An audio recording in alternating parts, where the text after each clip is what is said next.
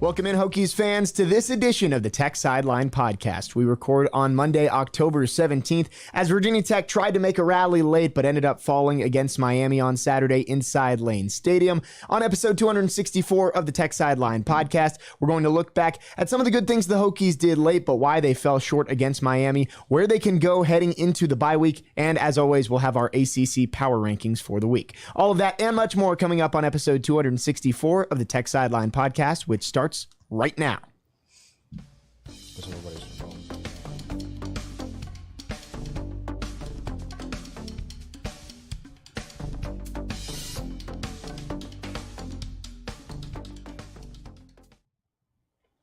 Welcome into episode 264 of the Tech Sideline Podcast. However you are listening, or if you are watching on our YouTube channel, if you are, be sure to like, comment, and subscribe, and turn notifications on so you know when the podcast goes live every single week. If you are in the live chat, also leave a question or comment for Chris and Will, or Chris and David, who'll be on later, and we'll get to those with Katie at the end of the show. Want to remind you that this edition of the Tech Sideline Podcast is sponsored by First Bank and Trust Company. Who you choose to bank with can make all the difference in your overall experience. First Bank and Trust Company is the bank that puts you first. Visit www.firstbank.com to learn more.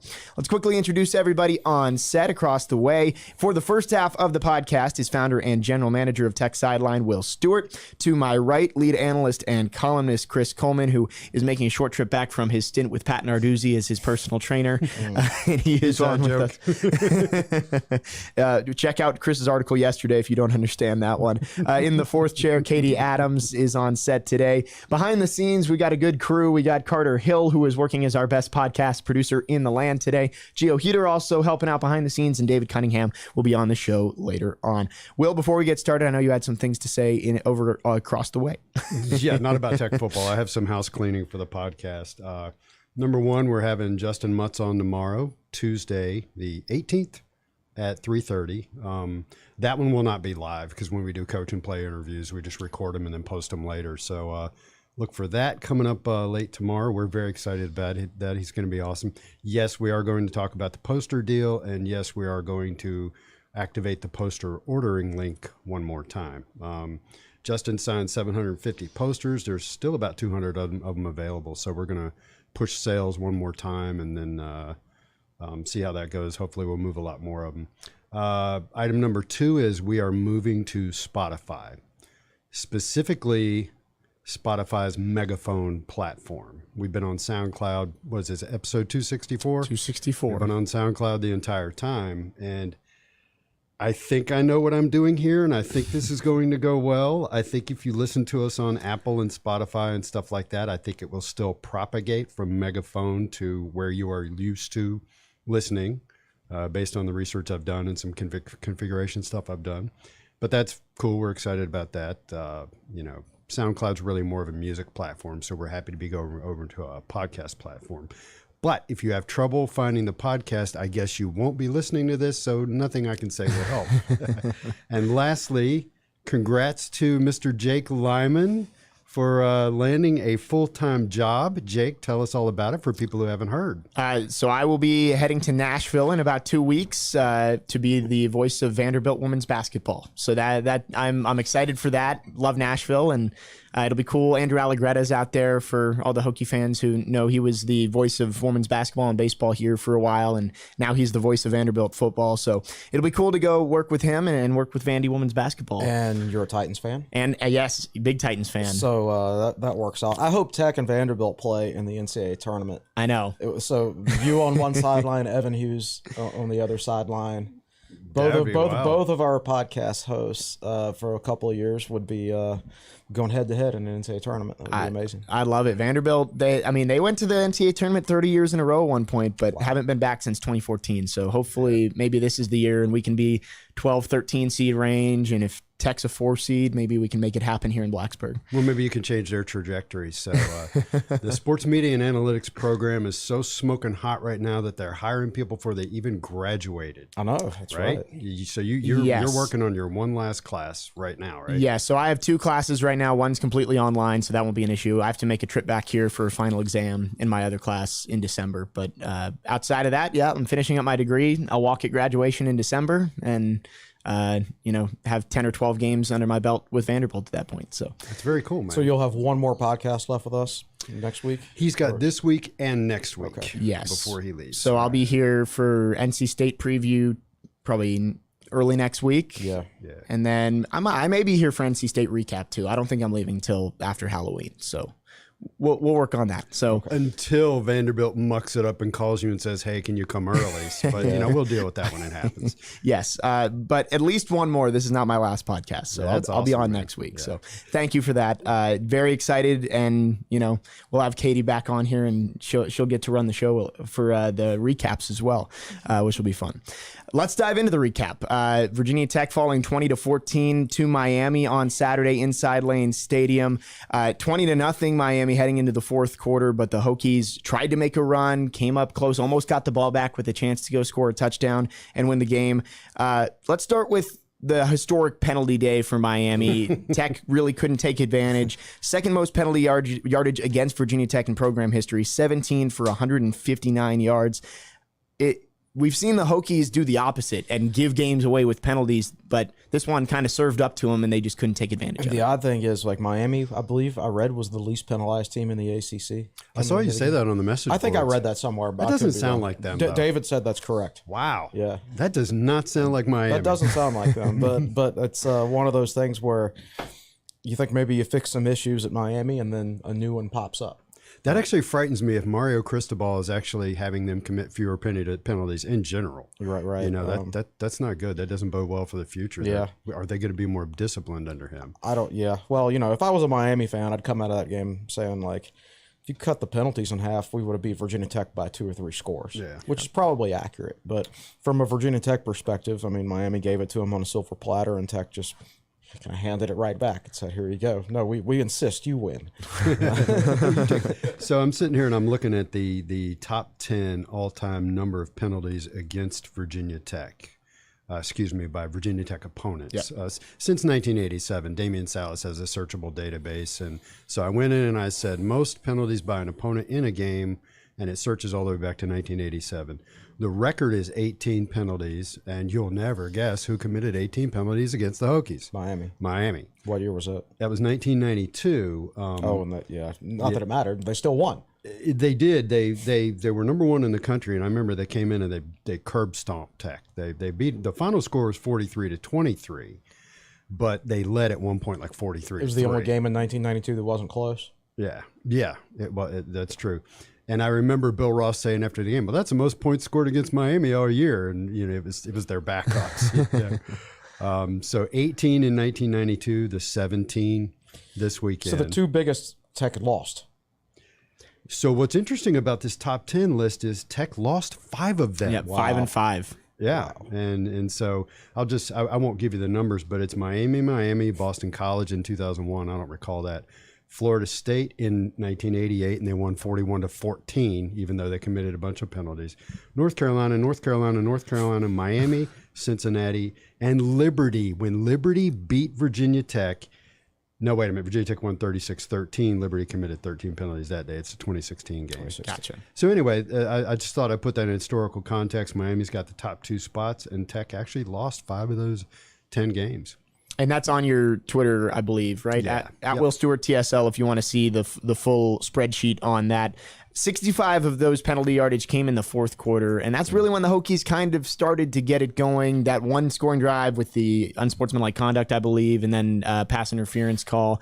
Yeah. They started to take advantage of it, but it was just a little too late. They were getting a little physical on the outside, and I don't know why, because Tech's receivers haven't shown the ability to beat people down the field.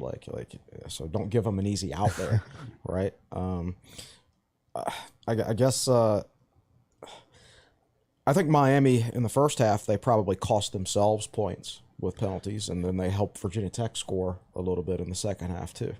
And then Virginia Tech had another chance to score with about 7 minutes left when they were driving, but the pass out into the flat was incomplete.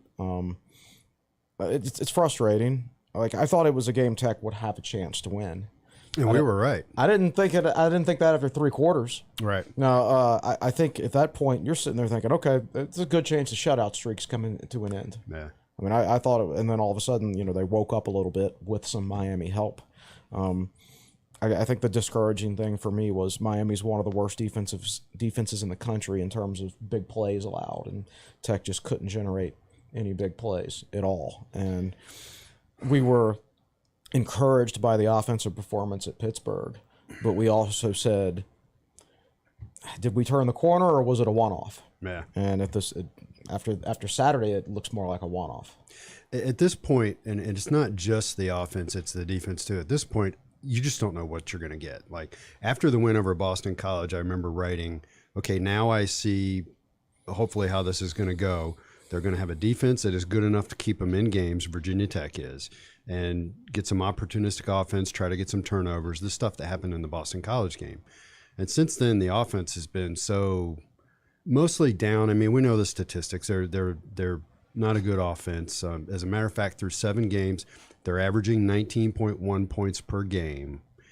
And that, now it's through 7 games, season's not over, but that is the lowest number of points per game since 1989.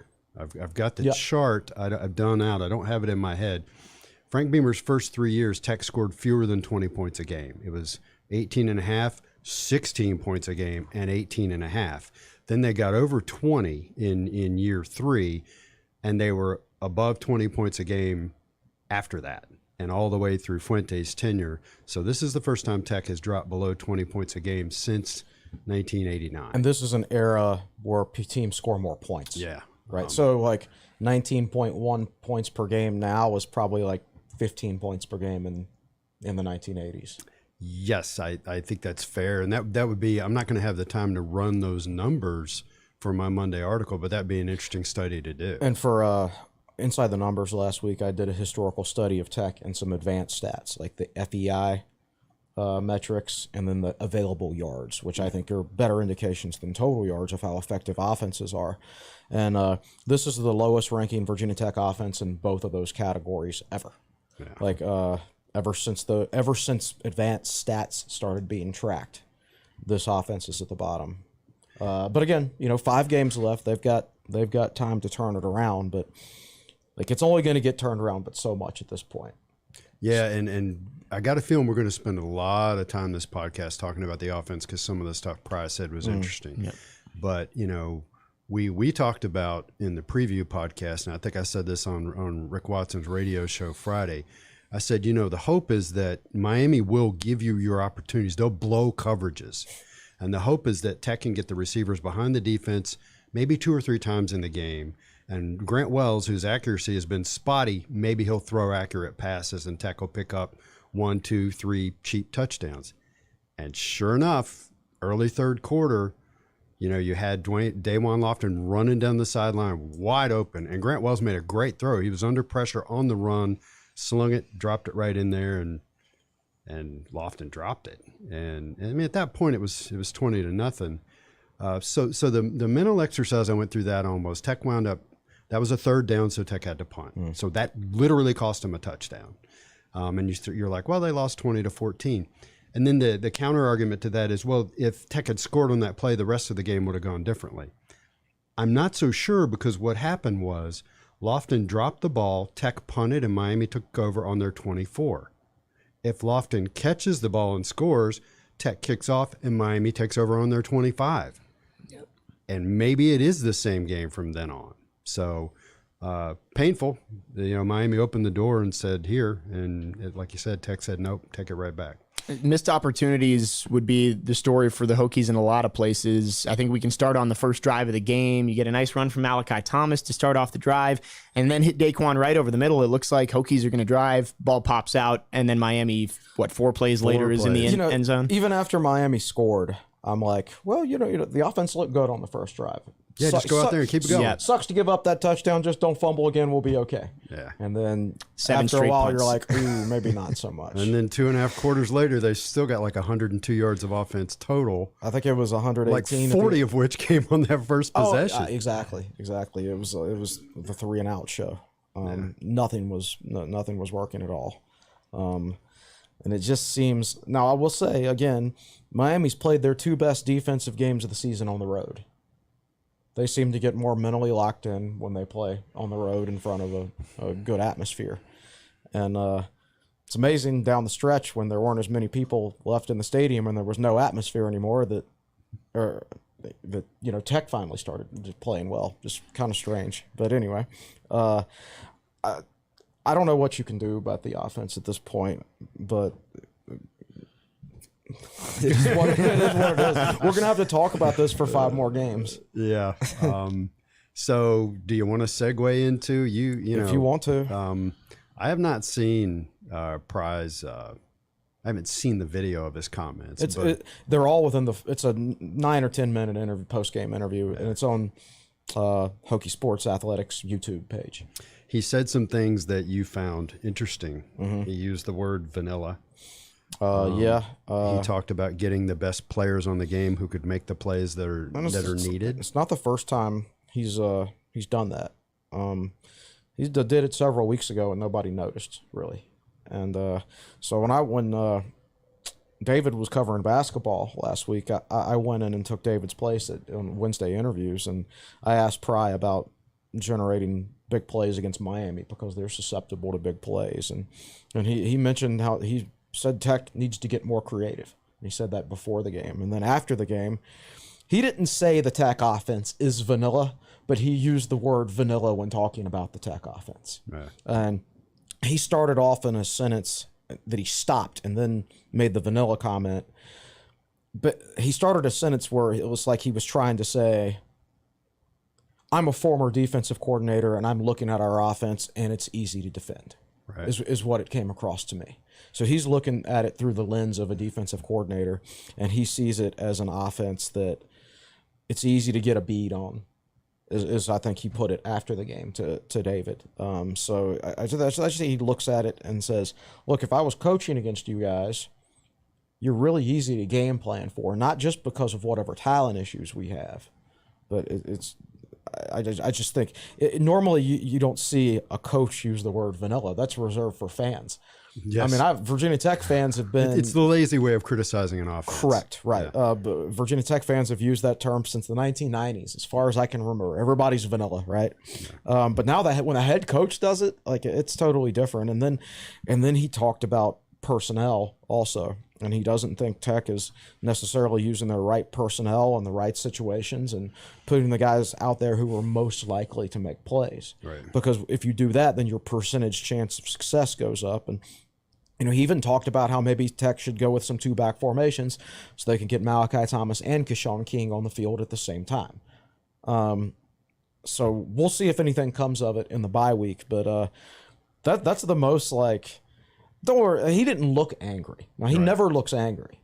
Like, he always puts on a positive face and smiles and everything like that. Yeah, he knows he's going to lose a lot of football games, so he's got to be even-keeled, and he does a good job But of that. it's really, really...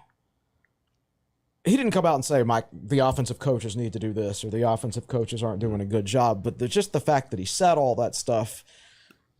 I mean, you don't say that stuff unless you feel like there's an issue, I don't think. Yeah, so a couple of things as I listen to you talk. Number one, I mean, Brent Pry was the defensive coordinator last year. He's used to seeing modern offenses. Mm-hmm. And this may sound like an oddball comment, and it's off the top of my head, so hopefully I don't sound like an idiot here. But if you look at Frank Beamer, Frank started out his career, I think, as a defensive coordinator. Yes. Got the head job at Murray State, did that for 5 years from like 82 to 87, became head coach at Tech. He was always a defense-first coach. But you fast forward to like the early 2000s, and he's got to make a decision who he wants to be his offensive coordinator. And I talked about the poor scoring this year. If you go back to, I think it was 2008, that team only scored something like 22 points a game. That was a bad offense. Some of those were defensive touchdowns that year too. Right, and so, but Frank at that point was 20 plus years removed from being a defensive coordinator, really being down in the scheming and game planning as a defensive coach. Mm-hmm. It's not that way with Pry. Like I said, he was a defense coordinator last year. He's seen a lot of modern offenses. And the other thing I wanted to say is we sit here and talk about personnel, and the example is having Jalen Holston in with about 7 or 8 minutes left to go to the game and throwing that pass out to him. And part of that's on Grant Wells, because one of the things we've learned about Wells, And you didn't learn this from watching his Marshall highlight film where he was just boom, boom, boom. We've now watched him for a full season, and he struggles with touch. His accuracy is come and go, but his touch is he throws the ball hard. He doesn't have a changeup. Right. See, I agree with you in general on that. Not on that play. No, don't let me forget what I'm going to say. But so you think he? Yes. No, there was so much space there, and it's not like it was a 10-yard pass and Holston's still back kind of right next to him into the flats. He was up the field. Yeah. He was in the process of transitioning his flare pass into a kind of a mini wheel route. He was well up the field. Yeah. You can throw that ball hard there because you want to throw it hard. The problem with Holston's problem is he didn't get his body turned. He should have been heading up field at that point because you got so much space. You catch a ball with some zip on it right there while you're turned up field, you got a lot of momentum. You're going to turn that into a big play, maybe even a huge play if you break one tackle. So I think he did right there. He threw it to where Holston was supposed to be. Like Holston was supposed to be sprinting up the field at that point. At least that's how you should be coached. Like if you're out there running a flare and there's nobody around you and the defense is way off, you turn it up field so you can get more yardage, especially in a situation like that. So it turns into this commentary of why was Holston the guy that was in there on that play when you got running backs who can probably catch that ball better. And I think that's fair. In the context of what you just said, that's fair. But I do want to say what we don't know as fans, and I'm not covering for the coaches here. I'm just making what I think is a legit comment. It's easy for us to watch from the stands and think of the players as, oh, just put that guy in, put that guy in. We don't know what the health situation of these players is. And in the case of Holston, I can't remember if we talked about this on the last podcast or not. He actually, he got into this Twitter exchange with Mike McDaniel where Holston DM'd a picture of his foot to Mike McDaniel, and I don't know he had some huge gash in his heel. Right. I'm like, how can you even walk, much less play football? Right. So you just have no idea. Maybe he didn't turn his body because he'd have had to step on, Well, that's correct. But so then why is he in there? Right. Because Malik Thomas can clearly catch a pass. Heck, he just did it 2 drives earlier for a touchdown on a very similar play. I know. And Chance Black is a wide receiver who has to play running back this year. Keshawn King was banged up and not in the game, so he wasn't available at that point. But Bryce Duke had just caught a touchdown pass earlier in the year. Like, you've got other guys that have shown the ability to catch the football on that situation. Yeah. So if there is... Who don't have giant holes in their heels. Right. So, you're right. And so you can look at it from that perspective, and you the same thing applies to the defensive side of the ball too. We sat here last week and said Mansour Delane needs to start, and I thought it was pretty clear he's our best cornerback, and I guess Tech just didn't realize that until after the opening drive this past week. It was interesting. I saw a lot of passes caught over Breon Murray on Saturday, but he played 13 snaps, only 9 in coverage. Correct. And they targeted him 3 times, 3 out of 3 for 66 yards, including the big play on the first down. They were 1 of 6 when targeting Delane. Yeah. 1 of 6. And so what if Miami doesn't score on the first drive? Because you start your best cornerback, Mansour Delane. And maybe he makes the play. So you can talk about personnel decisions on the defensive side of the ball too. You have to get your guys out there that are most likely going to help you win. So like offensively, let's assume everybody's available after the bye week. Who are the guys that can help Virginia Tech win? Obviously, Malachi Thomas is one. Obviously, Keshawn King is one. King, I know he got hurt in the second quarter. He didn't touch the ball in the first quarter. He's a guy Malachi Thomas is Virginia Tech's best running back. Keshawn King is Virginia Tech's best playmaker. And your best playmaker doesn't touch the ball the entire first quarter. And I think there need to be times where they're on the field together and with Daquan Wright and with Caleb Smith, with your 4 best playmakers on the field at the same time. Just mathematically, that makes your chances of generating a big play go up. And they have to figure out packages and things like that. And, they can't do any up-tempo stuff because they don't have the depth to do it, because you have to make sure those guys are fresh. Yeah. But that generates, I think, the best opportunity for the offense to move the football when you have all of your best players in the game at the same time. So, like, when Daquan Wright's in the game, great. But so should Malachi Thomas should be in there, and Caleb Smith should be in there. right? And again, both those running backs at times I think need to be in the game together. And Pry mentioned that himself. You have to give the defense more players to defend, to deal with. Yeah. And do you think after those comments heading into this bye week, maybe we do see those wholesale changes for the NC State game, less vanilla, more personnel that kind of fits what they were trying to do on the offensive side? I don't want to be cynical, but I do not. We have been down this path so many times the last 20 years. It's very, very difficult to change your core philosophies, what you do in the middle of the season. Yeah. I know people will not like to hear this, but probably the best in-season offensive coaching job in Virginia Tech history was 2019, when they changed the offense in the middle of the season. And they went to the smoke and mirrors offense. That they put in Hendon Hooker, so they had a sophomore quarterback. They had 3 freshmen starting next to each other on the offensive line. They had a true freshman starting in the slot. They had a true sophomore starting at tight end. They had another true sophomore starting at wide receiver. They were all freshmen and sophomore. That was such a young offense.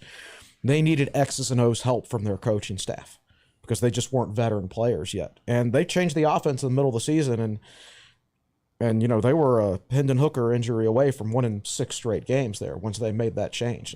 Because their only loss was at Notre Dame. And a Caleb Farley injury from beating UVA too at the end of the year. Like that team got on a roll, but that's rare.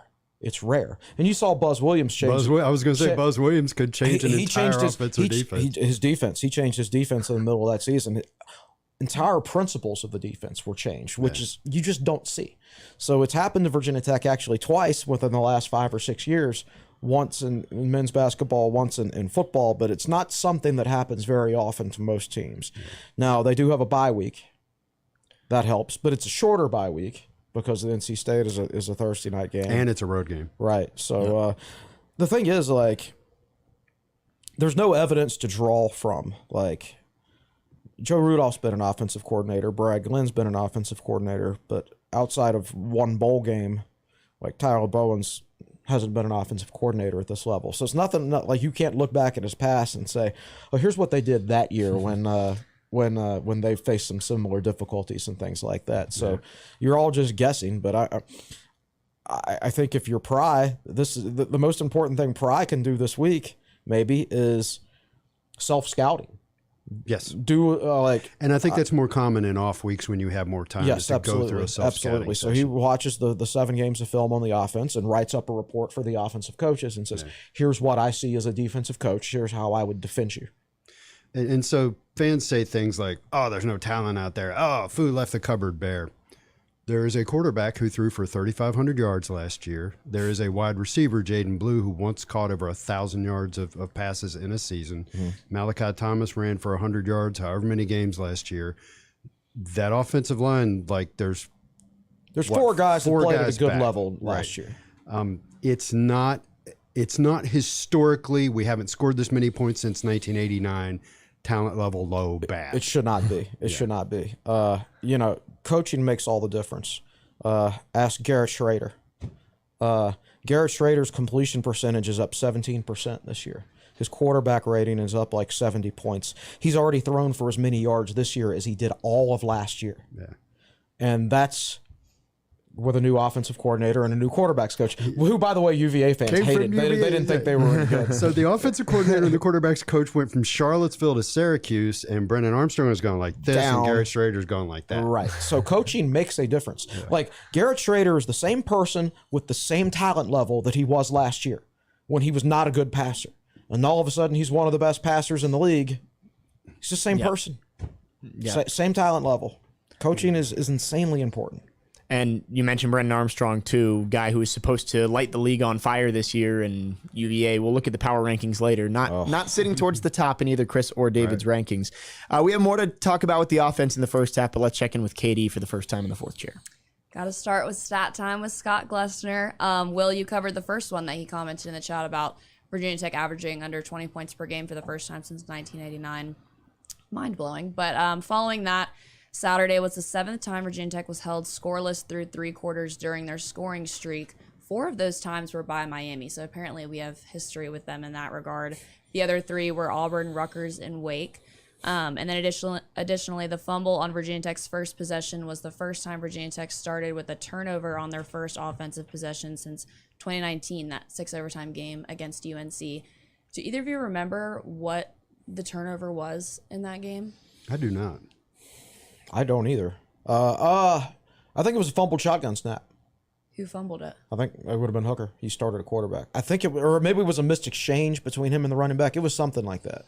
Ryan Willis played, so he could have thrown a pick. Yeah. Yes. Well, he did play, but he only played after Hooker got hurt. And then didn't come back out after halftime. Right. So because he did he did throw a touchdown pass. He Tech did had to 3 Damon players Hazelton. throw a touchdown pass that game. Yep. And going back to penalties, we've obviously had our fair share. Miami had their fair share on Saturday with 17. But would you believe me if I said the team with the most penalties in all of FBS is the Crimson Tide currently? Wow. So David says it was a Hooker fumble in that at 2018. Yeah, and I think it was like he just dropped a shotgun snap. Yeah, so what's up with Alabama? And that's just so upsetting that Alabama's struggling in some area of the game. Well, the first game of the year, I think they had 15 against Texas A&M. Oh my gosh. They don't seem to be as disciplined. I didn't watch much of the game the other night, but I did see the point where I guess Tennessee punted, and then the Alabama guy just comes running up out of nowhere and tries to field it. And couldn't field it, and Tennessee fumbled, and I thought Nick Saban was going to have a heart attack, and I don't He was blame him. going crazy. Like, what are you doing? Like a 12-year-old football player should know better than that. I think the explanation is that he thought it hit the returner's leg. All He right. thought that it was a live ball. Okay, well, that makes more sense But he should have noticed that like 3 of his teammates ran past it and didn't touch it.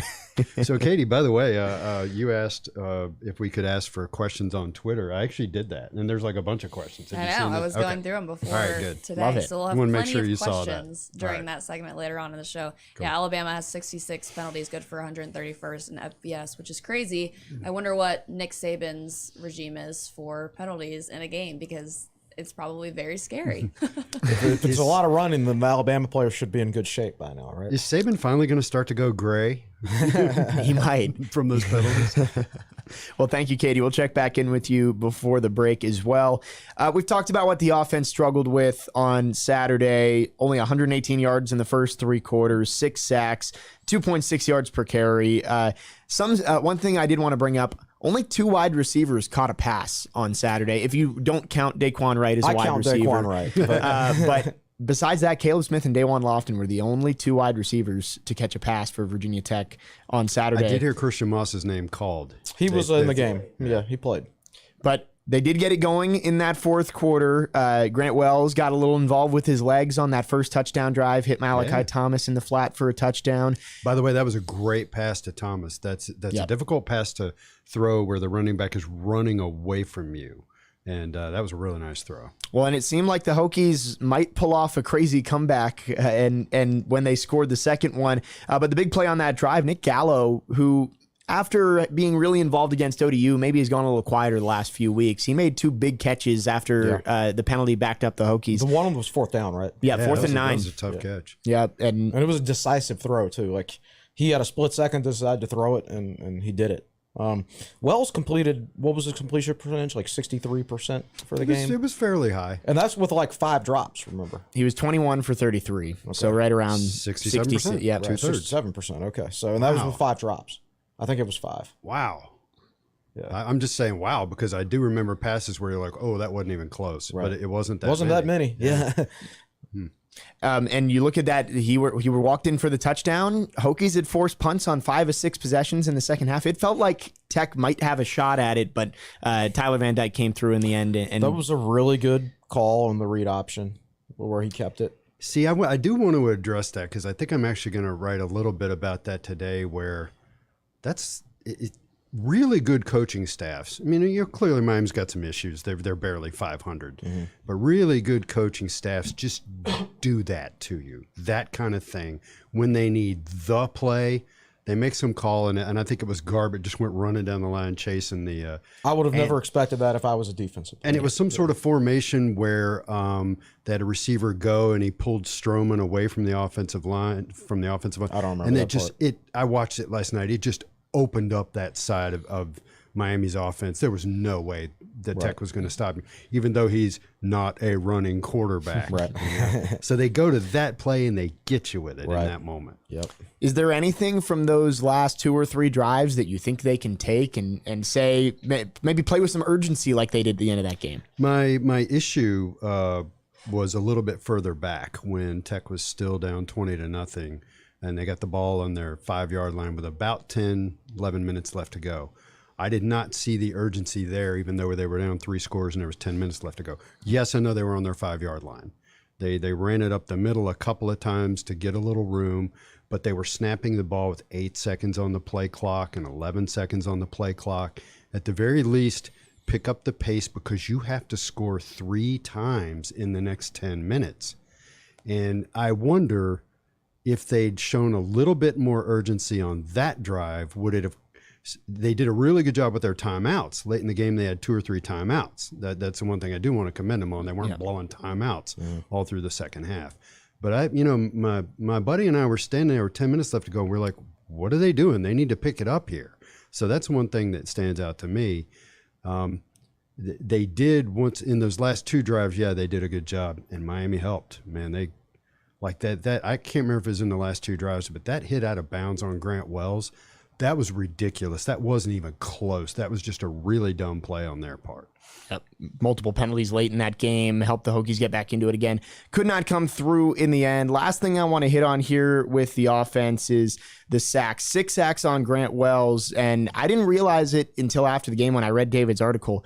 4 of those sacks came in 11 passing plays. So there was just a stretch there, I want to say second, third quarter, where the Hokies just could not protect Grant Wells at all. Yeah, and he held the ball some too long. I think the main issue is there was nobody was getting open down the field. Like you'd sit there and watch the routes getting run. And when I went back and watched it yesterday, or I watched part of it yesterday, and I did see that stretch, and it was just like there's no separation anywhere, and a lot of the routes were deep, and our receivers aren't going to get open deep. And like they've run Eric Gallo on some like drags, but like Eric Gallo's not a speed tight end. Nick Gallo, one of those Gallos. He's not a speed tight end. Like drag routes for a tight end, That's where they're running across the middle of the field, kind of behind everything. Right. Okay. And so I don't know. I think I do think Pry's gonna have a chat with his offensive coaches this week, and whether that changes anything, I don't know. I hope so. So this is interesting. Miami had 6 sacks. How many sacks has Tech given up for the year total in 7 games? I already know it. I'm looking at it. I'm asking you to guess. 15. 16. 16. So they'd only given up 10 sacks in the first 6 games, and then they gave up 6, including, like you said, 4 in 11 plays. Yeah. And you wonder if that, Brent Pry did say, he said it was a combination of pretty much everything that can force a sack. Grant Wells held it too long, protection issues, and Miami's front 4 obviously is usually pretty talented and got after Grant Wells a little bit. Hokies were able to get back in the game late, they actually covered. Hokies covered the spread in the very end, but did not come through with the win. Is that like the first or second time this year? I think Second time. BC, I won't so say. They're 2-5 against the spread this year. Yeah, so they came through with that little backdoor cover there. But we'll talk about the defense a little bit on the second half, which struggled early but made some adjustments and really looked good in the second half and gave the Hokies a chance to get back in this game. But before we get to the break, let's check in with Katie again in the 4th chair. So today's edition of Silver Linings of the Weekend that don't include a Virginia Tech win. This segment is a little bit longer than normal, so that's exciting, I guess.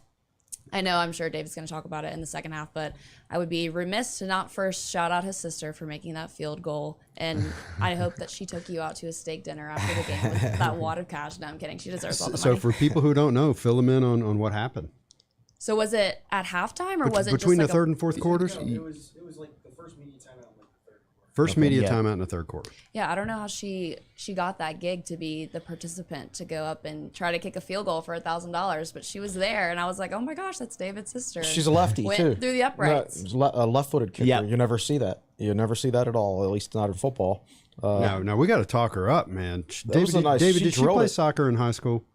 You can see it because the plant and the kick and the follow through.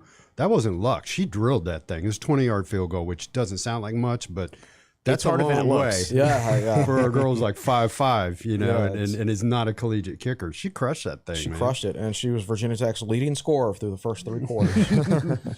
Well, we'll talk to David about it and see maybe if she is going to take him out at some point. I mean, $1,000. Yeah. He should get something for it. The soccer background must help since Will Ross has a big soccer background before becoming our kicker. And Sarah, of course, that helped her to kick it through the uprights. Virginia Tech women's soccer in a thriller on Thursday night to tie 13th ranked UVA with a score of 3-3. That was an amazing game, so I had to shout them out. Baseball took both fall ball games against Radford on Friday, as you'd expect, but some of the new transfers showed some promising things in that game, which is exciting for baseball season coming up. Mentioned it earlier, Alabama lost a football game, America wins, so that is a silver lining of the weekend for sure. JMU also lost a football game. Did they really? Did they really? I totally missed that. Yeah, they lost to Georgia Southern. I think it went right down to the end, but their first FBS loss, I guess. Yep. No longer ranked. Yeah, right out of the rankings. They had one game or 1 in the week. top 25. Did a touch and go. The touch and go. Another score I'm going to point out is Liberty. All right, so they were 1 point from beating Wake Forest, right? Well, Earlier in the year. Earlier in the year. Well, in their latest game, they were 1 point from losing to Gardner-Webb, who's a 2-5 FCS team. So, Liberty's good enough to almost beat Wake Forest, but they're also bad enough to almost lose to Gardner-Webb. So the details on the Tech UVA women's soccer game, Tech led 1-0 at the half, and UVA came out and went boom, boom, boom, and scored 3 goals. I think like the first 10 or 15 minutes of the second half. Yep. So it looked pretty grim. And then I don't know when Tech scored their second one, but they scored the tying goal with 39 seconds left. And for those of you that don't know, they don't play overtime or penalty kicks anymore in regular season college soccer games. So that's like a win. Like you make the tying goal with 39 seconds left. That's a big deal. Yeah. That might be the difference between an NCAA tournament bid or not. And I also noticed apparently Thompson Field has a pretty nice LED lighting setup because they can flash the lights and everything. It's great. Yeah, it's going nuts. The other thing I'll point out is softball with another big commit over the weekend. Yeah, I was going to mention that. It's their second. What's her name? Jalen Jones. Jaden Jaden Jones. Jones. Okay, so she's number 6 in the country. In the Yep. country. And Virginia Tech already had a commit earlier this year, last month, from the number 10 ranked player in the country. Now Jaden Jones is the next recruiting class. Oh, it's She's in her junior year in high school. Okay. right? 2024. I thought they were both 2024 commits. Well, were they maybe not? I don't know about the first one. I think so. Well, and I thought they were both I think same I saw today that Jaden Jones. Mm-hmm. She has a sister who is the number 9 ranked recruit in the next In recruiting her class. Well, that bodes well.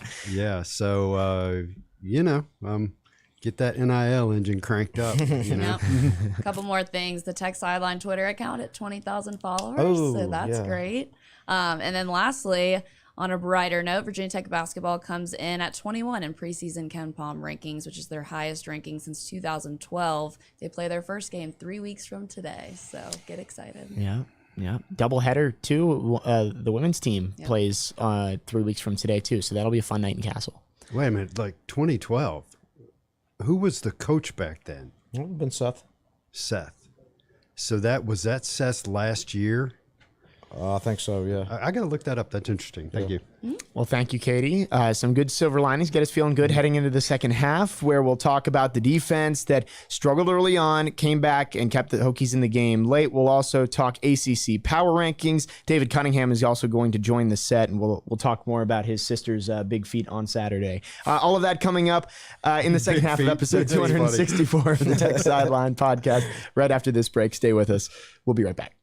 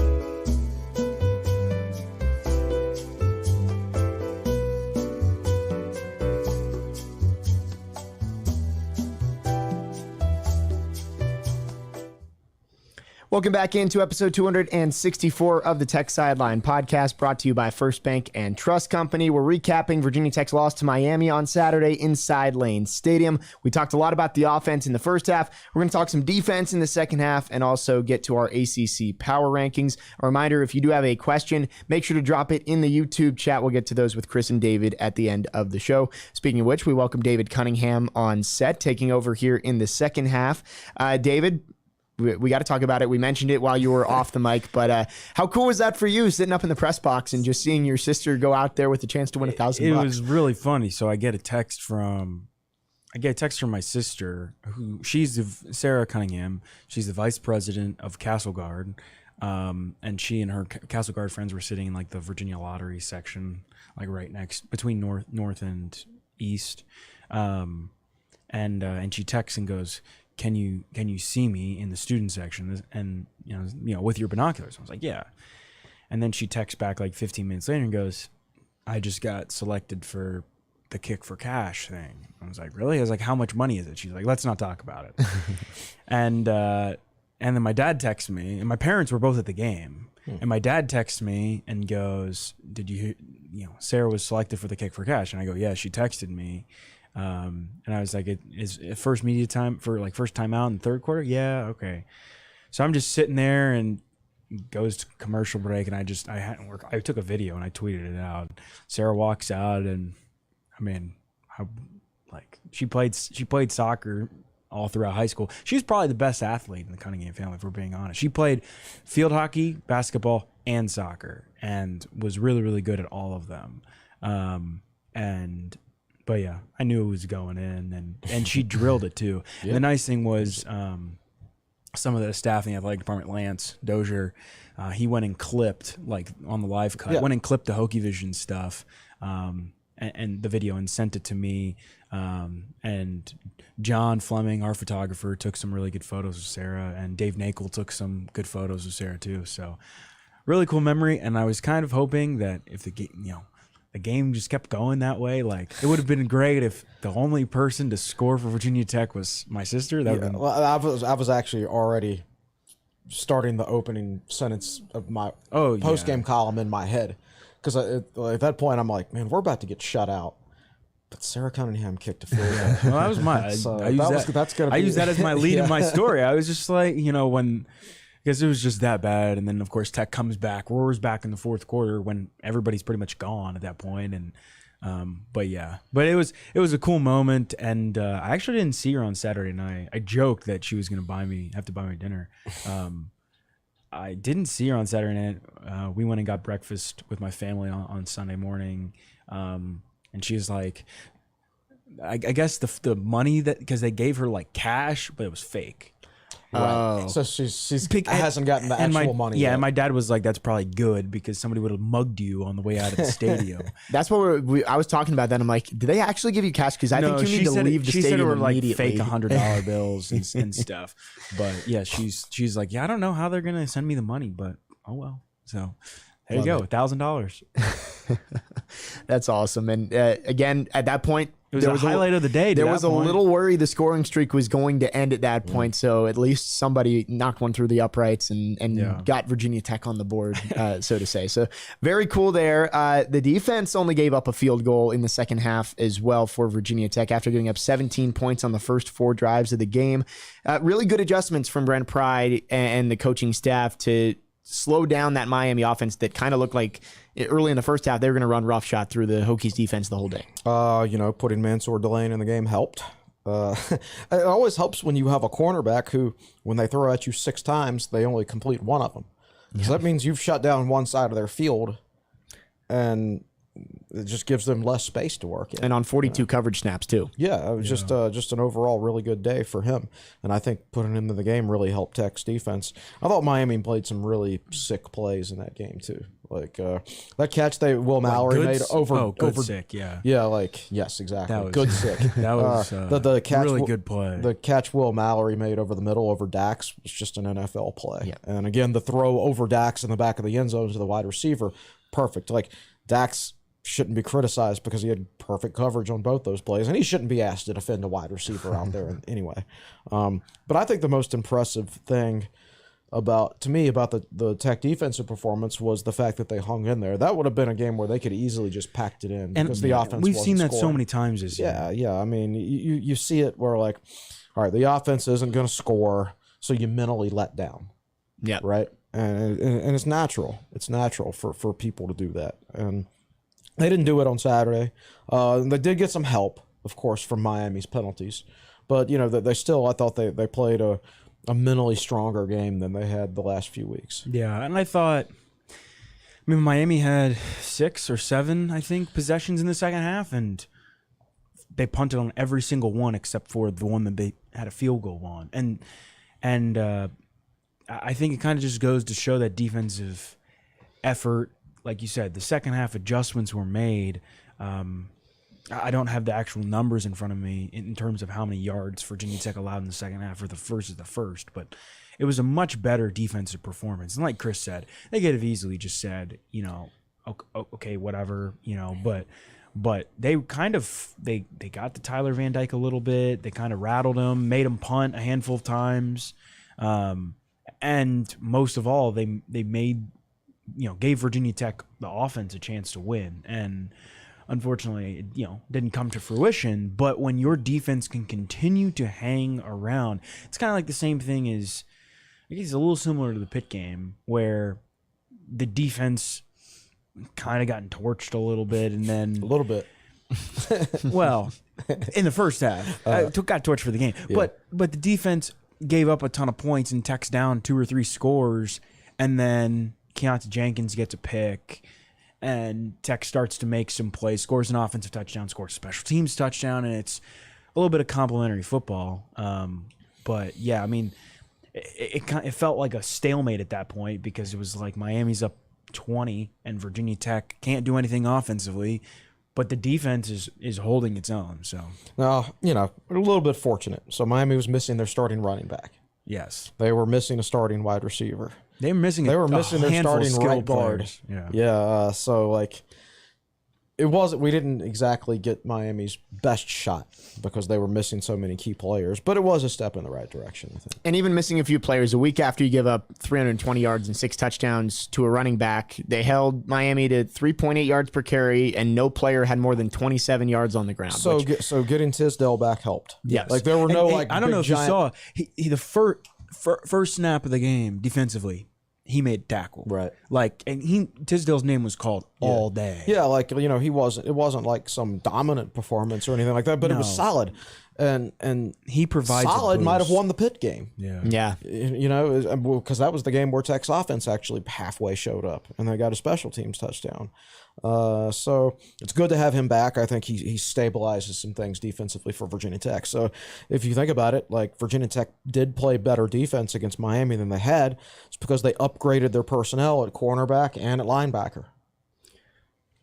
So theoretically, on paper, Tech's defense is going to improve down the stretch because they just upgraded their personnel at 2 positions. Something I wanted to mention too, maybe we call this the redshirting section of the podcast. Sweet. Cam Johnson played again. I know. I Had some saw him. struggles. That's only game number 2 for him. Yeah. So he still has 2 more, but thoughts on that, Cam Johnson getting in there and now halfway through his 4 games. I wish they didn't consider it necessary. Hopefully Dorian Strong injury heals as quickly as possible. So you get Dorian Strong back, man. You start him in one cornerback spot, and you start Mansour Delane at the other. That's a very good combination. Well, of and then cornerbacks. you have Armani Chapman is your third. Is your third guy. and Exactly. he's right. above serviceable. So you definitely redshirt Cam Johnson. Then Yeah. I would redshirt him anyway. He's just too small. yeah. Yeah. Well, the tough part is that the cornerback depth is so thin right now. It is. And I don't know. I don't know if you have the stats or the participation up. I don't know if Devin Alves played. I don't at think he all. did. I don't think he did. But that's somebody Prize mentioned. Like, Right. Delane, Johnson, Alves, those 3 Right. freshmen. It's kind of like we're gonna need him to play some. And obviously Delane has earned his reps. But the other 2 guys you need to redshirt. But the problem is that Tech doesn't have a ton of depth at Well, now that cornerback DJ spot. Harvey's back now. And that is true. DJ Harvey did not but play against Pitt. He had to play nickel the other day because he was going to play some anyway. We saw him practicing Yeah. there, or I saw him practicing there last week. but he had to play more. Now, if he's back to a normal cornerback role this week, then that gives you more depth at corner, gives you a better opportunity to redshirt Cam Johnson. Yeah. So I just hope Dorian Strong can come back at some point. Yeah. But it's hard to play cornerback with a cast on your hand. Like I've never worn a cast. I've never broken a bone. Knock on wood. Really? Never have. So it happened a couple times. Yeah. So I haven't either. I don't know how much would like a big hand cast like that weigh. Any idea? I don't know. Not a lot. I mean, I've broken, like I broke my thumb Yeah. once, and it was during basketball season, and I had a cast for a little bit, and I had like a splint. And even like playing in a splint can be hard when you're trying to catch something. Oh, sure. So no doubt. So yeah, I don't. In terms of like heaviness, I don't think like because you see people all the time, especially in soccer, in like the youth leagues or travel leagues, or even like high school, where like kids would have like a broken wrist or broken hand or something, and they're in a cast, and they just put like bubble wrap around it. That way, they're not slinging it around. I don't know if they'd let him play with a cast on. You know what I mean? You see linemen do it. Yeah, but in you the don't see NFL, like backs do Jason it. Pierre-Paul had his club for like 3 years. That's true. Yeah, but I feel like it's in soccer, you're not using your hands, Exactly. obviously. Yes. As a cornerback, You're using your hands. That's going to be really different. I think it would be tough at cornerback. Yeah, much tougher. Yeah. Much tougher. But because of that, I think it's like it was good to see DJ Harvey back because he did not play against Pitt. But yeah, the rotation right now, it's a little. I think they're still trying to, again, like Pry said, figure out the personnel and figure out what guys you can use. And I think they're starting to figure out that Delane is the guy. Like Delane's going to be the future of that cornerback room, probably with Cam Johnson. But you got to redshirt Johnson. I mean, there's no like you can play him 4 games, and I think Pry's made that point clear. Like we want to play as many guys 4 games as we can to get them those reps. But that's a guy. I mean, he weighs what 165, 175, 160. Yeah. 160. That's how much as I weigh. So I mean, it's you shouldn't be playing cornerback at the FBS level if you're smaller than me, right? So it just shouldn't happen. And he'll get bigger. He can get bigger. I think he's a good prospect. He's just got to get bigger. I agree. And it bothers me though that like he needs to be heavy lifting right now. Yeah. Heavy lifting right now. Yeah. But if you're Big Squat Friday. But if you're playing in a football game or at least standing on the sideline in a football game on Saturday and you might get into the game, then you can't do that big squat Friday. Yeah. I mean, like a good heavy leg day is going to take you out for a day or two. And again, you won't be able to do any physical activities after that. So that's what he really needs more than anything right now. We saw Daquan Wright played his third. They're burning his red shirt. And the way that he's been involved. No, I mean because like Chris has said, I think like you guys talked about this earlier. Like Gallo's been fine. Yeah. Julius and Blumrick have kind of been non-existent. Daquan Wright is outside of Caleb Smith. Receiving wise, you're their best option. I want to say 12 catches in his 3 games he's played. Yeah, and if his snaps have to come at the expense of even a guy like Jaden Blue. Yeah. I mean, Blue has 8 catches in 7 games. Daquan Wright has 12 catches in 3 games. I mean, do the math. Yeah. Right? And he did have that the fumble, obviously. Yes. Right. But at least he did something. He caught a pass and then had yards after the catch. He had a 27-yard gain before that. Right. Yes. Yeah, exactly. So like, physical mistakes are going to happen. Yeah. Like, you can't really get. Sometimes players are going to fumble. It's going to happen. But he gives Virginia Tech their best chance to move the football when he's on the field. 40 of his 59 offensive snaps have come at wide receiver this year. Most of them in the slot, but a few out wide as well. Well, Tech has a little bit of extra time to move on from this one. Thursday of next week against NC State, Hokies trying to avoid a 5-game losing streak. Would be their first since 1992. Any final thoughts on Miami before we jump into ACC Power Rankings? Yeah, I think it's the first time since 1992, I believe, that Virginia Tech is 3 games below 500. Wow. That's all I got. I believe that's what Andy Bitter and I were discussing in the press box after the game on Saturday, which kind of just puts it in perspective. That sounds about right. But as I wrote, or as I tweeted it after the end of the game, this is like the 4th. I think it's the 4th 3. It's what, 3-game losing streak now? 4? 4-game losing streak. I think it's a third 4-game losing streak in 5 years. I think the last 5 years. It used to never happen. It never happened in Beamer's final 23 years. When I was in college in 2002, we lost 3 games in a row, and that was like, oh my God, the world was about to end. And then we played UVA and beat them, and that solved all the issues. This is my 5th football season in college, and it's happened. So every year Jake Lyman's been in college, Virginia Tech has had a 3-game losing streak. Has at least a 3-game losing streak. And 3 4s. So, yeah. What are you going to do? Let's check in with Katie in the Send fourth Jake chair. to Nashville. Yeah, I had one more thing about the Miami game. What about the targeting on Nasir Peoples that I did not think was targeting? I think technically by the book, when you go in low on, do they count him as a defenseless player? I think it's probably what they were saying. Yeah. I think it's one of those things that technically by the book it's targeting, but at the same time, I think you need to exercise some discretion there and not throw your flag. But these days, they're basically thrown to, if there's any doubt, throw your flag. And then it sends up to the replay official, and the replay official is trying to find video evidence to overturn it. And he's right. And he's like, I really can't because here's my rule book right here. And technically, that's a target, right? It's a tough break, though, because, I don't see how you're trained to be aggressive as a football player, and you're going into that tackle and, he's technically defenseless, but I don't know. I just didn't like it. It was tough. I will say and you guys mentioned earlier, the late hit out of bounds. Yeah. I was sitting in the press box going, there's no way they overturned this. And that was the one, like of the 2 penalties, the late hit was the one where I was like, okay, that was more of a penalty than the targeting. Targeting is just a rule that I'll never understand, because then it's like later in the day I'm watching other games and things that look like obvious targeting don't get called, yet the Nasir Peoples hit I didn't think was targeting it. It got called for targeting, so you can never win. One more thing I wanted to mention before we get into the ACC Power Rankings that kind of goes along with that. Virginia Tech has a bye week this week, thank goodness. NC State also has a bye week this week, which is good for them because they'll have more time to adjust to a new offense with a new quarterback under center, which raises my question. Is NC State the most, what was I going to say? The most unlucky team in all of college athletics, given their past with scenarios like this? I wrote a couple of them down. Devin Leary was their ACC preseason player of the year.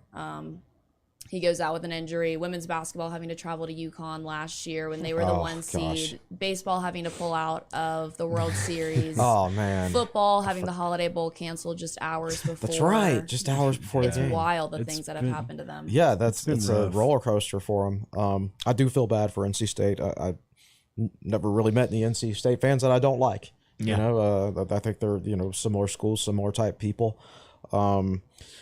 It's a shame because, they've got a good football team this year, and Leary hasn't been himself. So I think he's actually been hurt all year, and I think it's gotten to the point where he can't take the pain anymore.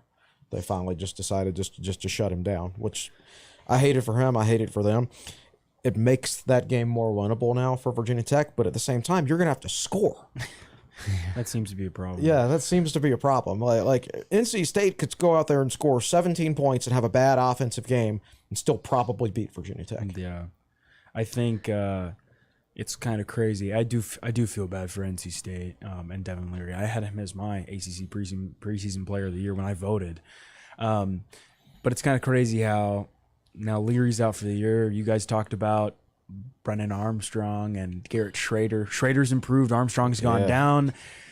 And yet, I think outside of Sam Hartman, the best quarterback in the ACC is UNC true freshman Drake May, who, let me read you this stat from David Hale of ESPN earlier. Drake May has thrown for 280-plus yards and 2 touchdowns in all 7 games. Since 2004, no other ACC quarterback has done that in any 7-game stretch, and no true or redshirt freshman has done it at any school at the FBS level. In the playoff era, only 5 other quarterbacks have longer streaks. One of them, Heisman quarterback winner Baker Mayfield. I got 2 guys I don't know, Will Greer and Gardner Minshew. So just kind of goes to show you that even though UNC was hanging around with a tough one with Duke, Drake May is going to be a problem for years to come. Well, he won that football game for him at the end. Yeah. You know? He's going to be a problem for one more year. And then he's Yeah, and then he will be the problem for NFL. And do we play them next year? Nope. No. So he's not going to be a problem for us at all. So we're fine.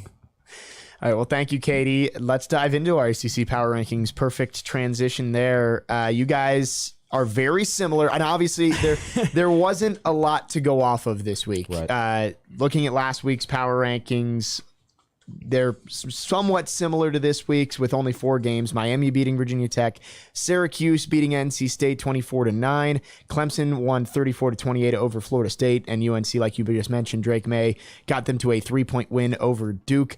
Let's start at the top again this week because you guys have the same top 8, and if you're watching on YouTube, there should be on screen, but we'll go through it for you. At the top, no surprise, the number 5 Clemson Tigers. It seems they're going to be number 1 until somebody knocks them off. Somebody knocks them off. I'm excited for that game with Syracuse this week. Yes. Yeah, that's normally a good game. Noon in Clemson. So Tigers and the Orange. Orange are 3rd for both of you with Wake Forest sandwiched in between in the 2 spot there. Wake didn't play this week, but still they didn't really do anything to lose that number 2 spot. The team that was closest to beating Clemson isn't going to be number 2. Right. Correct. So maybe the Orange, if they even make it close on Saturday, can move up into that 2 spot. And now you guys have UNC in the 4 spot, 3-0 in the ACC. It seems like they're kind of running away as the favorite for the Coastal this season. Well, you know, Florida State keeps losing. And NC State lost to Syracuse. And then they lost their quarterback. Too. Yeah. Like, I still, if they had their quarterback, if they had a healthy Devin Leary, I think NC State's better than UNC. Yeah. But that's not the case now. Yeah.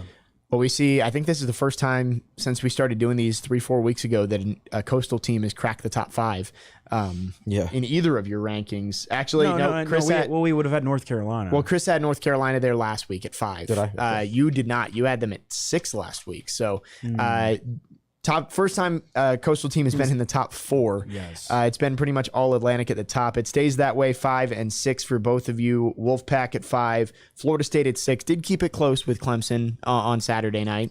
And then Pitt sitting at 7 for you guys coming off the bye week. Yeah. Miami didn't get too much of a bump from either of you guys with the win over Virginia Tech. I think the biggest takeaway from my game on Saturday was Miami is not good. like that's the same thing.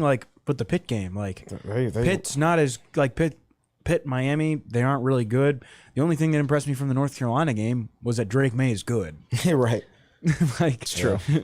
we're finding a lot about the rest of the Coastal Division and how mediocre. Think about this. Virginia Tech is 1-3 in the ACC, and we play in the Coastal Division. Now, our one win came in the Atlantic, of course, but that's Boston College is not a normal Atlantic Division team. Imagine if we were playing Clemson and Wake Forest and Syracuse and NC. Well, we do play NC State, but Florida State. Yeah. So Canes move up to 8 for Chris from 9. Stay put at 8 for David. 9 and 10. This is where we get our first change for you guys. Chris, you like Duke a little better than Georgia Tech. David, the opposite. You have the Yellow Jackets 9th, the Blue Devils 10th. Yeah, I could go either way. I guess the fact that Duke played UNC so close is what makes me put them there. I actually thought UNC would win that game by a couple touchdowns, but if you go back and watch it, arguably Duke should have won the football game. Yeah. So I guess there's not too much difference between actually Duke and UNC. So that's why I've got Duke a little bit higher than Georgia Tech. Yeah, I put Georgia Tech there. Georgia Tech didn't play this week. Yeah. And the fact that Georgia Tech has after firing its head coach 2 in a row, and twice, maybe 3 in a row because they play UVA and they on play Thursday. Virginia at home on a Thursday night too. Maybe I don't know what the atmosphere is going to be like for that, but you'd think it'd be decent. One of the few night games for Georgia Tech. But I don't know. Define decent. Moving on down with Chris, you did not make any changes to your 11 through 14 from last week. You have Louisville, Virginia Tech, Boston College, and Virginia. Well, Louisville didn't play, right? They did not. Okay, so they were off. So were Boston College and Virginia. That's right. So I didn't change them. And Virginia Tech, didn't do enough to move up. It didn't do enough to move down. Exactly right. I couldn't move them down because if I'd moved them down, I would have had to move them below Boston College, who they already smoked, and then UVA, who, God, they're horrible. I just can't do it. Well, that brings me into my question for David here. You have Louisville 11th, but what did Virginia do in their bye week to move up from 14 to 12? I'm realizing that now. Well, to be fair, I did not look at my last week power rankings. Okay, so you just went and I did them, and I was like, yeah, we'll put Boston College sucks. We'll put Boston College 14th. And I was like, Virginia's probably better than Virginia Tech right now. And now I'm looking at my last week's power rankings, and I had Tech, Boston College, Virginia. It's all. What have you done for me lately? And UVA didn't lose this weekend. They didn't lose. There you go. Managed to not lose. Boston College didn't play, but probably lost this week anyway. Man, yeah, they're bad. Well, there you go. They're this week's edition of the ACC Power Rankings. Again, Chris and David in lockstep in the top 8. And then a little bit of difference towards that bottom half. But it's going to be interesting. Clemson and Syracuse, maybe if the Orange pull off the upset, we see Syracuse with the number 1 next to their name if they beat Clemson, yes, we will be in late October, and Syracuse will be number 1 in my power rankings. The best team in the ACC. Giovanni Heater is in studio, and I'm sure he's loving hearing that right now. Keep it up, guys. All right, well, let's wrap things up with some questions from the YouTube chat. Anything good over there, Katie? Yeah, I really like this question from Alex Kibler in the YouTube chat. If Tech is able to start playing full games the way they played in the fourth quarter, how many of their remaining games would you pick them in? I think they would all be winnable. But here's the thing, like Start. If you could score 14 points per quarter. Oh, that would be great. That would be great. I'd pick up to win all of them. Yeah. I'd pick Tech to probably win 3.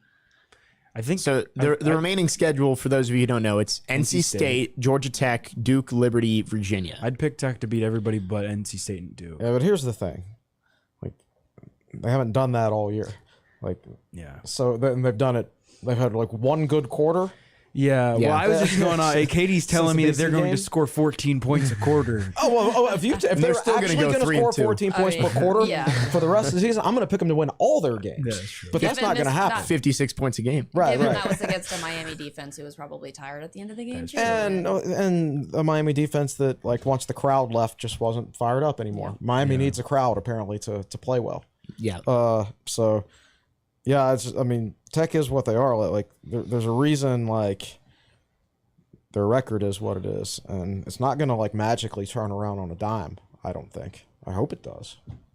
Hokies need to win 4 out of 5 to become bowl eligible, which again may be possible with some of those games left on their schedule, but looking dimmer by the optimistic, Jake. Well, there are winnable games on that schedule. They're very winnable games on that schedule. But it's like, would we rather go to the military bowl than just not go to a bowl? I don't want Probably them to go not. to the military bowl. Like, I think I don't think we're going to have to that's worry not about scary. I it. would say the biggest thing from being able to go to a bowl game is those extra practices. Extra practices, yeah.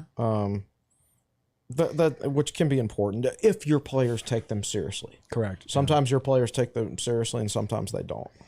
the extra practices are important, but I think this off season is going to be largely affected by the players that we get in the portal. So Agreed. It's true. We have Twitter questions, don't we? Yeah, I was about to say, any good ones on Twitter as well? Yep, from Charleston Hokie on Twitter. Speaking of the offense, what changed 45 minutes into the game to give the offense life and score those late 2 touchdowns? You're not gonna hear me say this, but I think the bigger part is Miami didn't play as well. Yeah. Yeah, I mean, the second touchdown drive, they basically gave Tech half the field. Yeah, that's what I was penalties. That's what I was going to say too. Miami committed a lot of penalties. I mean, there was. Well, there was a face mask, or there was a 15-yarder. It was either unsportsmanlike or roughing the passer. Late hit on Grant Wells. roughing You the had passer. a holding and a pass interference in there. There were at least 2 penalties on that first touchdown drive. Yeah. I don't know. I think, And one of them, like when Wells scrambled and got hit late, that was going to be 4th down. yeah, Right? Yes. I mean, honestly, I kind of asked that question to. I think I asked it to Caleb Smith after the game, and Caleb just looked at me and was like, "We executed better." And it's like, I think part of the reason why Tech executed better, to be honest, like Miami didn't play as well, and I don't think, I don't think Tech did that much different. They did make a few plays at the end there. I mean, the Gallo play. The Gallo play, I think, was a solid play to pick up 4th down. And to be fair, like if Tech didn't get that on that Nick Miami's Gallo 4th taking down knees. conversion, Miami's running out the clock and Tech doesn't cover, and Tech scores 7 points. So We'll do one more question from Glenn Parker. Price said Tech needs to put the right players in the right position to win. Question for Chris, what players would he add or move around on offense and defense to give Tech a better chance to win? Daquan Wright's generally in the 18 to 23 snaps per game mark right now. He needs to be 30 plus, in my opinion. He needs to be on the field with Caleb Smith. And I would do some stuff with Malachi Thomas and Keyshawn King both on the field at the same time. And if you have to play third running back, it's Bryce Duke. He sat there this past game and just watched kickoffs fly over his head. I mean, that doesn't help you develop as a player. Yeah. Right?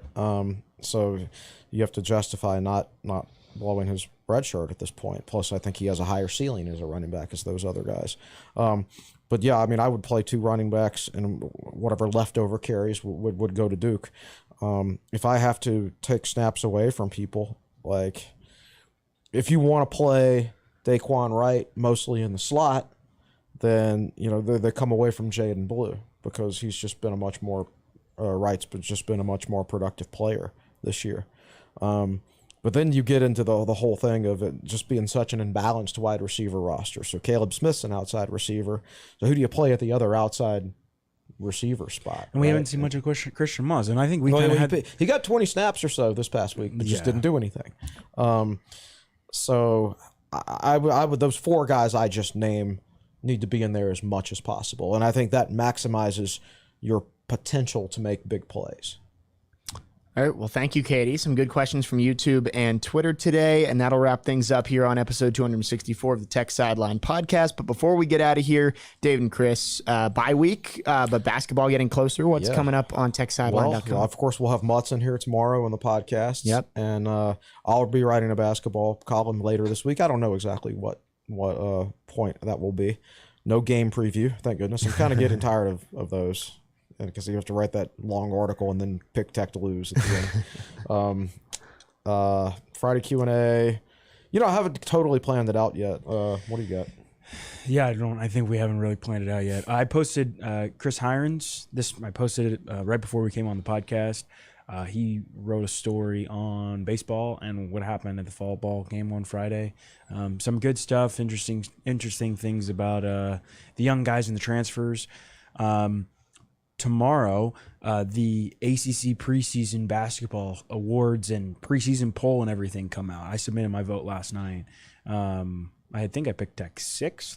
That will come out sometime tomorrow, so we'll have something on that. In terms of football press conferences stuff this week, the only thing is probably going to do some stuff on Wednesday. No normal press conference. It'll just be a post-practice thing, as far as I'm aware. And I think we'll have some basketball stuff. I've got a feature, I think, that's in the works. So it's nice to have a break from football for a week. Yes, it is. And get ready for basketball season, which, as Gio noted earlier, 3 weeks from today, Virginia Tech men's and women's basketball tip off their seasons. Yep. Doubleheader inside Castle Coliseum. Looking forward to that. Looking forward to all the great content coming up this week. Again, bye week, but still a lot to look forward to, especially that Mutts podcast. Can't wait to listen to that one. That'll wrap things up here on episode 264 of the Tech Sideline Podcast. I want to thank you all for tuning in. Thank everybody on set. In the first half, we had Will Stewart, founder and general manager of Tech Sideline, on. You can find him at Will Stewart TSL on Twitter. Across the way, David Cunningham, managing editor for Tech Sideline at The Real D Cunna on Twitter. To my right, Chris Coleman, lead analyst and columnist for Tech Sideline. He's at Chris Coleman TSL on Twitter. In the fourth chair, Katie Adams did another great job. She'll be back to preview NC State next week. We no preview podcast, obviously, this week, so I would say Monday or Tuesday will probably be our preview for NC State. You can find her at Katie6Adams on Twitter. Behind the scenes, Carter Hill in his first solo show as the producer did a great job. Giovanni Heater helping him out as well. And I'm Jake Lyman, your host, signing off here on episode 264 of the Tech Sideline Podcast. Have a great Hokies week, Hokies fans. We'll see you next time.